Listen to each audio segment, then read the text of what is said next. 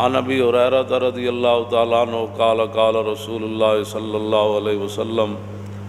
اذا دخل رمضان فتحت ابواب السماء وفی روایت فتحت ابواب الجنت وغلقت ابواب جہنم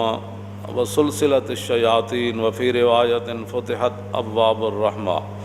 حضرت ابو ہریرہ کہتے ہیں کہ نبی علیہ الصلوۃ والسلام نے فرمایا کہ جب رمضان المبارک داخل ہوتا ہے یعنی شروع ہوتا ہے تو پھر آسمان کے دروازے کھول دیے جاتے ہیں، اور ایک روایت میں یہ ہے کہ جنت کے دروازے کھول دیے جاتے ہیں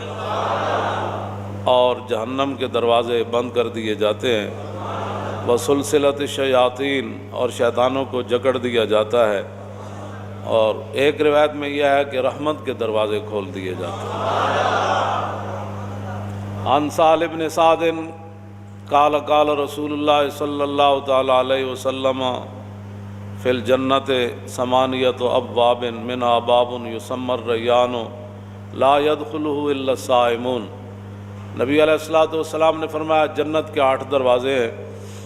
ان میں سے ایک دروازے کا نام ریان ہے، تو فرمایا اس سے صرف روزے دار داخل ہوں گے۔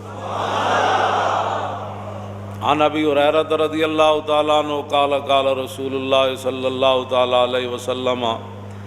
من صام رمضان ایمانا واحتسابا غفر له ما تقدم من ذنبه ومن قام رمضان ایمانا واحتسابا غفر له ما تقدم من ذنبه ومن قام لیلۃ القدر ایمانا واحتسابا غفر له ما تقدم من ذنبه